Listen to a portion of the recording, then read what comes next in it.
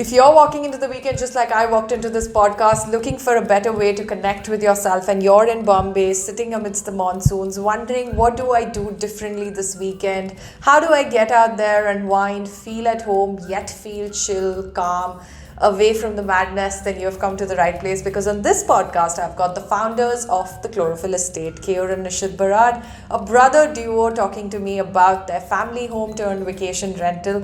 15 years of laborious hard work, gone with a lot of planning, designing, strategizing, and today their vacation home rental is welcoming customers from around the world as well as India, and giving them a plush experience away from home, nestled within the greens of Palghar, which is a district in Mumbai, Maharashtra, India, and getting them to feel calm and tranquil all in one place, with fresh food to offer, made out of fresh ingredients served up straight from their gardens. Isn't that amazing? Isn't that so wholesome?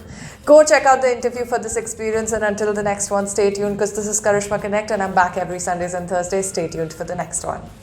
It's a pleasure to host you. I'm definitely looking forward to knowing more about this little venture of yours. And I've seen the images. I'm really, what do you say, fascinated by it. Almost looking forward to being there someday. So thank you. Uh, yeah, Thank you for let's having go. us and giving us the Thank you platform to so share much. our story with you. And we are very excited to talk about all that has gone into building the chlorophyll estate into what it has become today. And I hope that it will provide some sort of an inspiration or an alternate way of life for your listeners as well. Most welcome, absolutely. So let's start from right there. Dive right in. Tell me about your journey, not just with chlorophyll, but also otherwise. For starters, where did y'all begin, both Nishit and you? How did y'all start your journey uh, right from the beginning? Uh, we are based out of Bombay, born and brought up, both of us. Nishit is my elder brother. I'm the younger one. Okay. We come from a typical Gujarati business family where everybody is encouraged to start their own business very early on in life. Yeah. And that was always the goal for the both of us as well. Nishit had the opportunity to go out and study abroad. And then when he came back, he immediately joined the family business. Okay. My father's been into manufacturing of artificial jewelry for about 35 years now. Okay. That's not the business that we both were interested in, actually. So what I do is that I run a public relations firm in Bombay for the last 13 years. Well, lovely. I have founded two more organizations in the past, trading and e-commerce and a couple of other things. I also helped Nishit's business at the beginning when I joined after my college, Hmm. which is basically into architecture glass. He can tell you a little more about that as well. Yes, absolutely. Nishit, please go ahead. So, uh, so when I got back from Australia, Hmm. so I joined my dad in his imitation jewelry business, which I did for 5 years, and then we created this glass tile company. We got Hmm. into architecture glass business, Hmm. and which I've been running since the past 14 years. Hmm. I work with a lot of architects and interior designers, so I do have a knowledge of construction and architecture that way, which has helped us in developing this chlorophyll estate. How did you all start?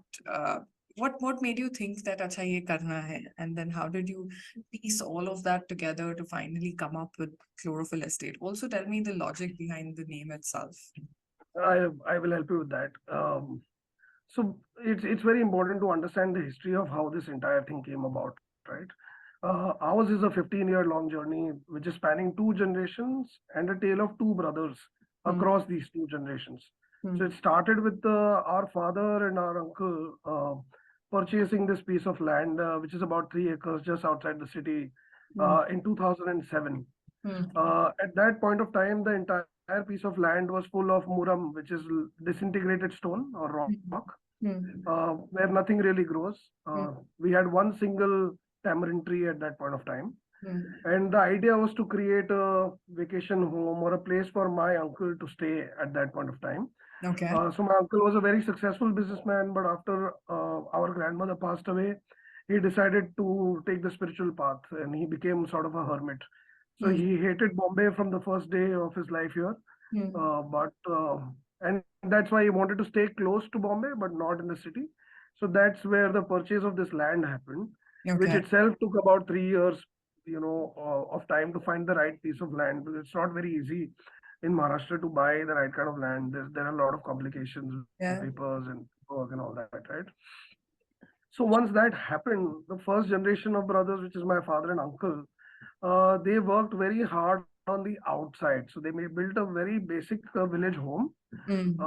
but the effort was to continually build the land in terms of getting it the right kind of flora, around it. So a lot of mango trees and saplings were planted. We got about 100 odd coconut trees planted and so on and so forth. So that's how it started. Mm. None of us have any farming experience. Okay. We are still learning.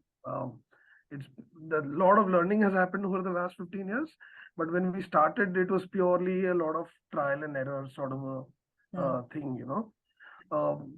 we didn't really care about the comforts within the home at that point of time. It was more about when can we eat our first mango. So that is what the inspiration was, right? Our core passion was to organically grow and eat better, because we understood very clearly that whatever we are getting in Bombay in terms of vegetables and fruits, they are definitely chemically enhanced.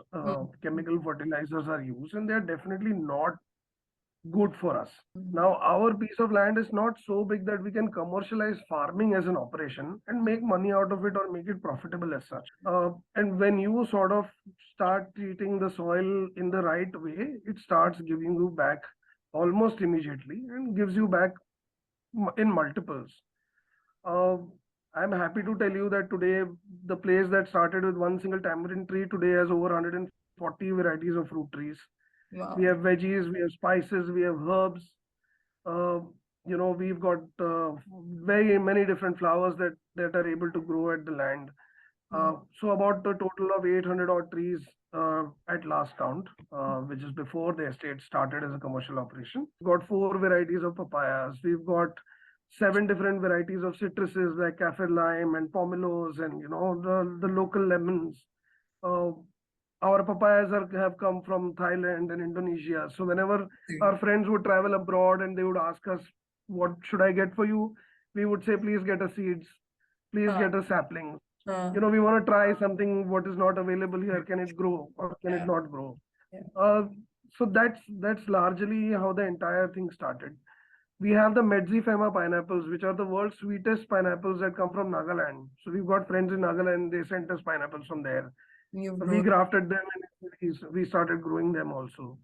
So today we have so many different varieties for people to come and sort of try them out and see how it's growing. And and it's surprising, like a lot of people who have visited over the last 2 months and stayed with us, their children have not seen fruits on trees. The Chlorophyll Estate is a nature lover's delight. It's a garden of Eden-esque sort of a space, and more like a nursery that you can actually stay in the lap of luxury also at the same time. So that's basically what the background for the Chlorophyll Estate is. The name came from the fact that because we are growing so many things, what is that one pigment that makes life possible on Earth and gives the green to all the plants, right? So that's chlorophyll. So that's where it sort of came from. But for us to be successful, we knew that we wanted to create a beautiful home as well. So that whoever considers the home to be the catch for why they would want to visit the estate, then we were able to give that also. Some people are interested in the food. So today we do farm to table food as well. And nature lovers really want to experience the outdoors. The farm is already now there for them, because it's not easy doing this, right? If it's not commercial, because Absolutely. farming can suck a lot of money without actually giving back anything. So for us to want to pursue this dream and continue with it, we knew that money had to come in from somewhere. And I was lucky to have worked with a vacation rental firm as their PR agency when they were starting out. So they're pretty big today. So I understood that side of the business, the marketing side of business. We have our strength in terms of, as a PR agency, I run a company called Gecko in Bombay. We have our strength in able to getting the awareness going for any particular brand or a project or a product, right? My brother comes with a lot of experience in terms of being able to build Yeah. the right kind of place and knowing the nitty-gritties of that. Yeah. Uh, then we had a third entrant. So while this, this entire project was starting last year when we started building our house, I was also dating my now wife. Her name is Shreya. She runs a brilliant design agency in Bombay called Kern Culture. Everything came And to you. yeah, so everything sort of, it fell into place. Uh, And we got married in November last year while the construction was going on. So okay. I had to step a little back and start the wedding planning with her. Hmm. So Nishit took over completely on the civil construction side for those 5 months. Then Hmm. after we got married and we came together, then Shreya stepped in Hmm. with the decor and with setting the menu, getting the operations in place. Now she comes from an army background, so they understand the details really, really well and the Yeah. operations side of Yeah. things, right? So we were able to bring that in place also. So it basically the universe wished for it, and it sort of everything fell into place.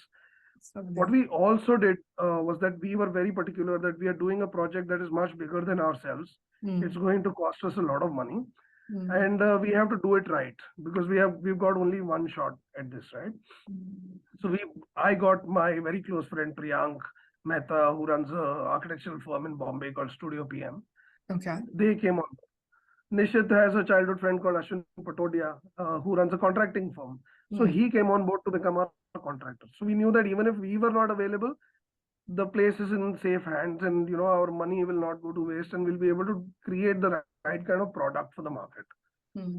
So that's how this entire ecosystem has been built. What are your touch points in terms of reaching out to the consumers? See, at this point of time, because we just started, our initial efforts was to get through to people on Instagram Hmm. and Facebook. So social media is the first touch point for people to find out about what this property is. We know that that's where our audience is as well, right? Yeah. Besides that, we are now working on a website. Okay. What people can do is that they can immediately just get onto our Instagram, Hmm. or rather, we will find them, Hmm. through Instagram, and they can come to our page and they can straight away get onto our WhatsApp and they can book the place, right? It's a very easy and a smooth process from there on. It's largely checking the availability, getting the budgets out, and then getting them to come and stay with us. It's fairly simple. Ours is a place which is in Palghar district, which is a completely untouched sort of not known for the tourism aspect, Hmm. and yet it has so many beautiful waterfalls. It's got so many beautiful treks. It's got 7 forts. We've got a beautiful lake 4 kilometers away from our Couple of property. beaches. We've got Kelway Beach, which is a black sand beach, which is about Ah, 20 kilometers. okay. So we know that there is potential on the tourism side Okay. here as well. Hmm. So commercial viability is there. Okay. Hmm. So okay, ye kar sakte hain, and maybe we'll get to see the money that we are pouring into it. It's a 4,000 square feet villa. There are 4 bedrooms, 4 fairly large bedrooms. Okay. Comfortably, it can sleep 12 people. Okay. But at the very start, we had people inquiring for 16 people and 18 people and 20 people, saying very openly that we will adjust. Hmm. We like the place. हम कहीं भी सो जाएंगे. But we don't want that, right? We want somebody to have a good night's sleep. So then we started adding a few more beds and sort of beds and all that. Okay. Today we can sleep a maximum of 16 people, which is a fair number Yeah. to service as well. And the space is 3 acres. So whichever group comes, whether it's 8 people or 16 people or 12 people, they get to enjoy the entire property, the entire 3 acres. So at any time you have one family. Anytime we have one booking. Yeah, Oh, yeah. running something in partnership or in a family, there are a lot of layers involved to it, right? Absolutely. Because you're dealing with such different minds, and then you're doing like a business in the first place. You're starting from Absolutely. scratch. How did you navigate all of that? What kind of brought synergy in the entire process for you all? See, the beauty of this project is that the people who are involved know exactly what they're doing, and they're basically doing those things in their day-to-day lives, in their own businesses, right? We are a family of 5 people, and 4 individuals are running 4 individual organizations on their own. Mm-hmm.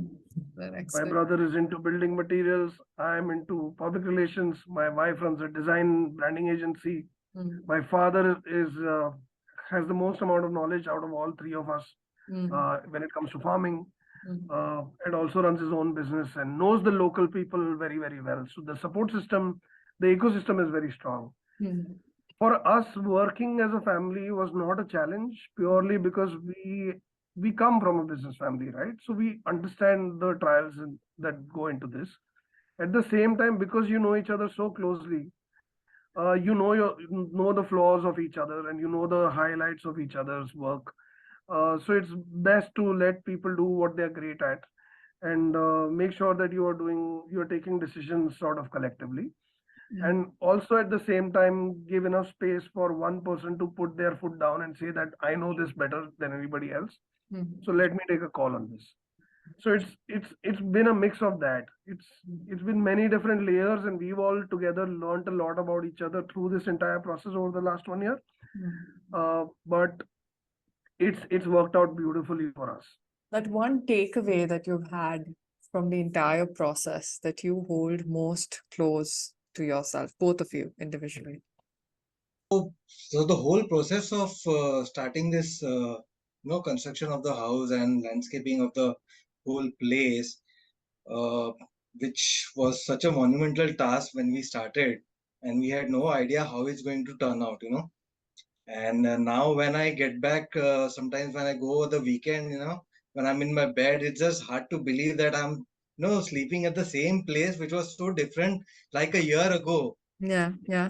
And plus with the landscaping, what we've done now and what we was earlier with the swimming pool, it's just a great place for you to disconnect from Bombay and be there with your loved ones and share some quality time. Yeah, yeah. And every season has its own